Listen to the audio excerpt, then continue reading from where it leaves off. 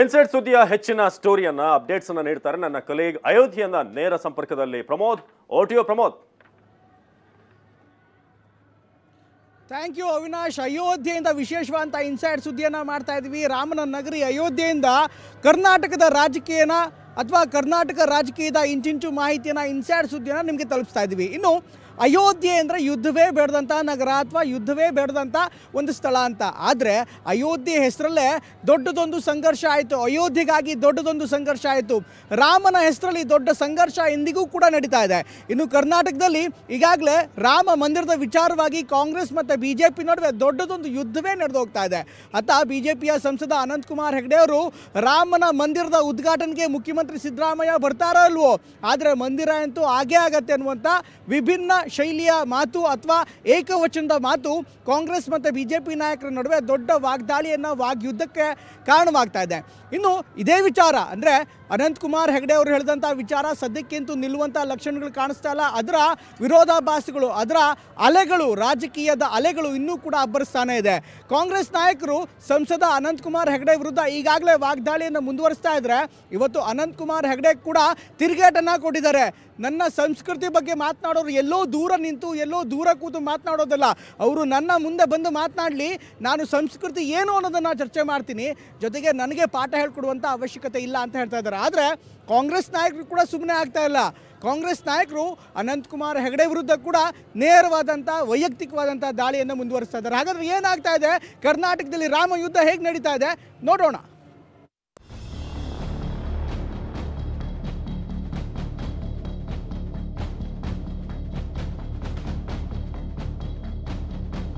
ಅಯೋಧ್ಯೆಯಲ್ಲಿ ಜನವರಿ 22ರಂದು ರಾಮಚಂದ್ರ ಮೂರ್ತಿಯ ಪ್ರಾಣ ಪ್ರತಿಷ್ಠಾಪನೆ ಕಾರ್ಯಕ್ರಮದ ಅಂಗವಾಗಿ ಈಗಾಗಲೇ ಎಲ್ಲ ರೀತಿಯಾದಂಥ ತಯಾರಿಗಳು ನಡೀತಾ ಇದೆ. ರಾಮ ಮಂದಿರ ವಿಚಾರವಾಗಿ ಬಿಜೆಪಿ ಮತ್ತು ಕಾಂಗ್ರೆಸ್ ಮಧ್ಯೆ ರಾಜಕೀಯ ನಡೆಯುತ್ತಲೇ ಇದೆ. ಅಯೋಧ್ಯೆಯಲ್ಲಿ ಬಾಲರಾಮನ ಪ್ರತಿಷ್ಠಾಪನೆಗೆ ಇಂದಿನಿಂದ ಪೂಜಾ ಕೈಂಕರ್ಯಗಳು ಆರಂಭವಾಗಿದೆ. ಮಂದಿರ ಉದ್ಘಾಟನೆಗೆ ಆಹ್ವಾನ ವಿಚಾರವಾಗಿ ಭಾರಿ ಚರ್ಚೆ ಆಗಿತ್ತು. ಕಾಂಗ್ರೆಸ್ ನಾಯಕರು ಉದ್ಘಾಟನೆಗೆ ಹೋಗಲ್ಲ ಅಂತ ಹೇಳಿದ್ರು. ಇದೇ ಚರ್ಚೆಗಳು ಎರಡು ಪಕ್ಷಗಳ ಮಧ್ಯೆ ಜಟಾಪಟಿಗೂ ಕಾರಣವಾಗಿತ್ತು. ಇದೇ ಹೊತ್ತಲ್ಲಿ ಸಂಸದ ಅನಂತಕುಮಾರ್ ಹೆಗಡೆ ಆಡಿದಂತ ಒಂದೇ ಒಂದು ಮಾತು ಕಾಂಗ್ರೆಸ್ ಪಡೆಯ ಕೈಗೆ ಅಸ್ತ್ರ ಕೊಟ್ಟು ಆಹ್ವಾನ ನೀಡಿದಂತಿದೆ. ಸಿದ್ದರಾಮಯ್ಯ ವಿರುದ್ಧ ಏಕವಚನದಲ್ಲೇ ಮಾತನಾಡಿದ್ದ ಅನಂತಕುಮಾರ್ ಹೆಗಡೆ ರಾಮ ಮಂದಿರ ಉದ್ಘಾಟನೆಗೆ ಬರು ಬಿಡು, ಆದ್ರೆ ಉದ್ಘಾಟನೆ ನಿಲ್ಲಲ್ಲ ಮಗನೇ ಅಂತ ಹೇಳಿದ್ರು.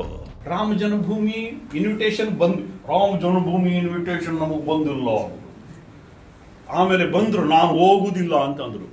ನೀನ್ ಬರ್ಲಿ ಬಿಡು, ರಾಮ ಜನ್ಮಭೂಮಿಯನ್ನು ನಿಲ್ಲುವುದಿಲ್ಲ ಮಗನೇ.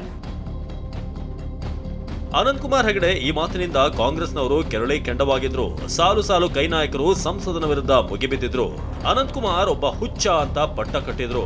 ಅನಂತಕುಮಾರ್ ಹೆಗಡೆ ಹಾಗೂ ಬಿಜೆಪಿಯವರಿಗೆ ಸಂಸ್ಕೃತಿ ಗೊತ್ತಿಲ್ಲ ಅಂತ ಸಿಎಂ ಸಿದ್ದರಾಮಯ್ಯ ನಿನ್ನೆಯಷ್ಟೇ ಹೇಳಿದ್ರು. ಇದೆಲ್ಲದಕ್ಕೂ ಇಂದು ಗರಂ ಆಗಿಯೇ ಮಾತನಾಡಿದ ಸಂಸದ ಅನಂತಕುಮಾರ್ ಹೆಗಡೆ ಈ ಬಗ್ಗೆ ಚರ್ಚೆ ಮಾಡೋಕೆ ಸಿದ್ದರಾಮಯ್ಯ ನನ್ನ ಎದುರಿಗೆ ಬರಲಿ ಅಂತ ಸವಾಲ್ ಹಾಕಿದ್ದಾರೆ. ಪ್ರಹ್ಲಾದ್ ಜೋಶಿ ಅವರು ಅವ್ರನ್ನ ಮಾಡ್ಕೊಂಡ್ರೆ ಇವ್ರಿಗೂ ಸಂಸ್ಕೃತಿ ಇಲ್ಲ ಅಂತ ಆಗುತ್ತೆ. ಸಂಸ್ಕೃತಿ ಅಂದ್ರೆ ಏನು? ಮನುಷ್ಯತ್ವ ಅಂತ ಗೊತ್ತಾಯ್ತಾ?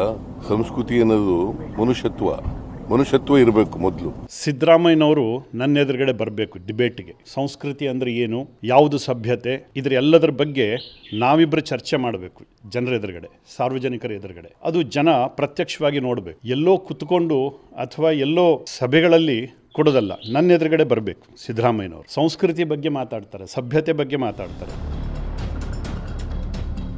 ಅನಂತಕುಮಾರ್ ಹೆಗಡೆ ಇಷ್ಟು ಹೇಳಿ ಸುಮ್ಮನಾಗಲಿಲ್ಲ. ಇನ್ನೂ ಒಂದು ಹೆಜ್ಜೆ ಮುಂದೆ ಹೋಗಿ ಕಿಡಿಕಾರಿದ್ದಾರೆ. ಸಿದ್ದರಾಮಯ್ಯನವರೇ, ಮೊದಲು ನೀವು ಸಭ್ಯತೆ ಕಲಿತುಕೊಳ್ಳಿ ಅಂತ ತಮ್ಮದೇ ದಾಟಿಯಲ್ಲಿ ಉಚ್ಚರಿಸಿದ್ದಾರೆ. ಇದು ಸಭ್ಯತೆನ? ಇದು ಸಂಸ್ಕೃತಿನ? ಇದು ಕಾಂಗ್ರೆಸ್ ಲೀಡರ್ಸ್ಗಳು ಎಲ್ಲರೂ ನನ್ನ ಎದುರುಗಡೆ ಬಂದು ನಿಂತ್ಕೊಳ್ಳಿ, ಸಂಸ್ಕೃತಿಯ ಪಾಠ ಏನು ಅಂತ ನಾನು ಹೇಳ್ತೀನಿ, ಮಾತಾಡೋದು ಹೇಗೆ ಅಂತ ನಾನು ಹೇಳ್ತೀನಿ. ನನಗೂ ಸಭ್ಯತೆ ಗೊತ್ತಿದೆ, ಸಂಸ್ಕೃತಿ ಗೊತ್ತಿದೆ. ಯಾರಿಗೆ ಯಾವ ಭಾಷೆಯಲ್ಲಿ ಮಾತಾಡಬೇಕೋ ಅದೇ ಭಾಷೆಯಲ್ಲಿ ಮಾತಾಡಬೇಕು. ಮೊದಲು ಸಿದ್ದರಾಮಯ್ಯನವರೇ ಸಭ್ಯತೆ ಏನು ಅಂತ ನೀವು ಕಲ್ತ್ಕೊಳ್ಳಿ. ಕಾಂಗ್ರೆಸ್ ಲೀಡರ್ಸ್ಗಳೇ ಸಂಸ್ಕೃತಿ ಅಂತಂದ್ರೆ ಏನು ಅಂತ ನೀವು ಕಲ್ತ್ಕೊಳ್ಳಿ. ಮಾತಾಡೋ ರೀತಿ ನೀತಿಗಳನ್ನು ನೀವು ಕಲ್ತ್ಕೊಳ್ಳಿ, ಆಮೇಲೆ ನಮಗೆ ಪಾಠ ಮಾಡಿ. ಸಿದ್ದರಾಮಯ್ಯನವರೇ, ಖಂಡಿತವಾಗಿ ಹೇಳ್ತೀನಿ, ಸಂಸ್ಕೃತಿ ಸಭ್ಯತೆ ಬಗ್ಗೆ ಮಾತಾಡೋದಾದ್ರೆ ನನ್ನ ಎದುರುಗಡೆ ಬರ್ರಿ.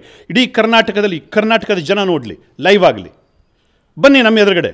ಅದಿಲ್ಲ ಅಂತಂದರೆ ಸಂಸ್ಕೃತಿ ಸಭ್ಯತೆ ಬಗ್ಗೆ ಮಾತಾಡೋದನ್ನು ಬಿಡಿ. ಯಾಕೆಂದರೆ ಅದರ ಅರ್ಥನೇ ಗೊತ್ತಿಲ್ಲದೆ ಇರತಕ್ಕಂಥ ಜನ ನೀವು ಸಿದ್ದರಾಮಯ್ಯನವರೇ. ಸಿಎಂ ಸಿದ್ದರಾಮಯ್ಯ ಮಾತ್ರವಲ್ಲ, ಡಿಸಿಎಂ ಡಿಕೆ ಶಿವಕುಮಾರ್ ಮಾತಿಗೂ ಅನಂತಕುಮಾರ್ ಹೆಗಡೆ ಪ್ರತ್ಯಸ್ತ್ರ ಹೂಡಿದ್ದಾರೆ. ಹೆಲ್ತ್ ಕಡೆ ಗಮನ ಕೊಡ್ಲಿ ಅಂತ ಕೌಂಟರ್ ಕೊಟ್ಟಿದ್ರು. ಈ ಮಾತಿಗೂ ಕುಟುಕಿದ ಸಂಸದ ನನ್ನ ಆರೋಗ್ಯ ಚೆನ್ನಾಗಿದೆ ಎಂದಿದ್ದಾರೆ. ಅನಂತಕುಮಾರ್ ಹೆಗಡೆ ಐ ಥಿಂಕ್ ಅವ್ರಿಗೆ ಪಾಪ ಅವರ ಮುಖಂಡಗಳೇ ಸ್ವಲ್ಪ ಅವ್ರಿಗೆ they should take care of his health. ಯಾಕೆಂದ್ರೆ ಯಾರು ಮಾನಸಿಕವಾಗಿ ಸ್ಥಿರ ಇರೋರು ಯಾರು ಮಾತಾಡಕ್ ಹೋಗಲ್ಲ. ಬಹುಶಃ ಅವ್ರ ಲೀಡರ್ಗಳೇ ಗೊತ್ತಾಗಿದೆ ಇದು ಮಾತಾಡೋದು ತಪ್ಪು ಅನ್ನೋದು ಗೊತ್ತಾಗಿದೆ. ಅದೊಂದು ಒಳ್ಳೆ ಬೆಳವಣಿಗೆ. ಸೊ ಕೂಡಲೇ ಅವ್ರ ಹೆಲ್ತ್ ಬಗ್ಗೆ ಗಮನ ಕೊಡಿ. ನನ್ನ ಆರೋಗ್ಯ ಅತ್ಯಂತ ಚೆನ್ನಾಗಿದೆ. ಆರೋಗ್ಯದಲ್ಲಿ ಯಾವುದೇ ರೀತಿಯ ಸಂಶಯ ಅಥವಾ ಯಾವುದೇ ರೀತಿಯ ಏರುಪೇರುಗಳಿಲ್ಲ. ಮುಂದಿನ ಚುನಾವಣೆಯಲ್ಲಿ ಭಾರತೀಯ ಜನತಾ ಪಾರ್ಟಿ ಗೆಲ್ಲಿಸ್ತೀವಿ. ಕಾಂಗ್ರೆಸ್ ನಾಯಕರು ಹೆಗಡೆ ವಿರುದ್ಧ ಮಾತಿನ ಸಮರ ಮುಂದುವರೆಸಿದ್ದಾರೆ. ದಿನೇಶ್ ಗುಂಡೂರಾವ್ ಮಾತನಾಡಿ, ಇಂತಹ ಹೇಳಿಕೆಗಳು ಹಿಂದೂ ಸಂಸ್ಕೃತಿಗೆ ಕಳಂಕ ಅಂದ್ರು. ಸಿಎಂ ಬಗ್ಗೆ ಇನ್ನೊಮ್ಮೆ ಮಾತನಾಡಿದ್ರೆ ನಿನ್ನನ್ನು ಹಿಡಿದು ಹೊಡೆಯುತ್ತೇವೆ ಅಂತ ಹರಿಹರದಲ್ಲಿ ಮಾಜಿ ಶಾಸಕ ಎಸ್ ರಾಮಪ್ಪ ಎಚ್ಚರಿಕೆ ನೀಡಿದ್ದಾರೆ.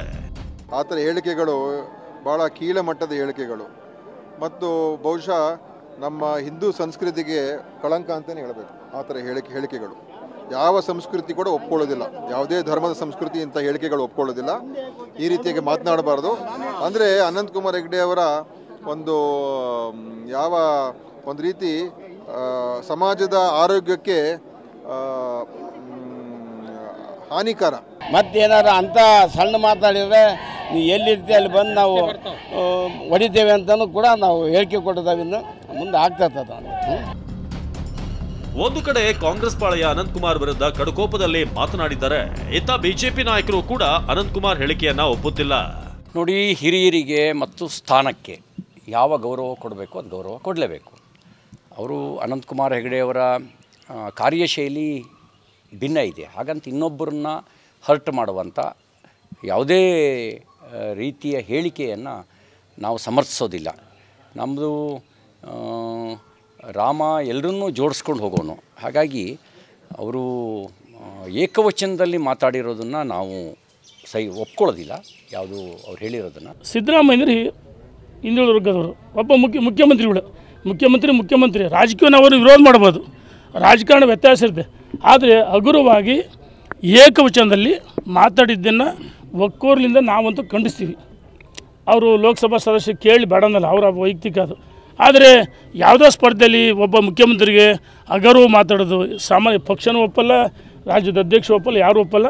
ಇದು ಖಂಡಿತ ಹೇಳ್ತೀವಿ, ನಾವು ಖಂಡಿಸ್ತೀವಿ ಅಂತ ಹೇಳಕ್ಕೆ ಇಚ್ಛಪಡ್ತೀವಿ. ಅನಂತಕುಮಾರ್ ಹೆಗಡೆ ಮಾತು ಕಾಂಗ್ರೆಸ್ ನಾಯಕರಿಗೆ ಆಹಾರವಾಗಿದ್ರೆ ಬಿಜೆಪಿ ನಾಯಕರಿಗೆ ಜೀರ್ಣಿಸಿಕೊಳ್ಳಲಾಗ್ತಿಲ್ಲ. Bureau report, ಟಿವಿ9.